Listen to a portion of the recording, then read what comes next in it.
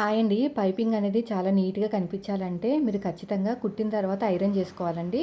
ముఖ్యంగా మనకి రౌండ్ తిరిగే చోట, అదేవిధంగా ఇది స్టార్ నెక్ కాబట్టి మూలలు తిరిగే చోట కొద్దిగా లైట్‌గా వాటర్ తడుపుకుంటూ అయినా ఐరన్ చేసుకోవచ్చు. లేదక్క మాకు కొంచెం షాక్ కొట్టేలా ఉంది, మాది అంత మంచిది కాదు ఐరన్ బాక్స్ అనుకుంటే వాటర్ కాకుండా ఇలా థ్రెడ్ పైనే మంచి నీట్‌గా ప్రెస్ చేసుకుంటూ ఐరన్ చేసుకుంటే ఫినిషింగ్ అనేది చాలా బావుంటుందండి.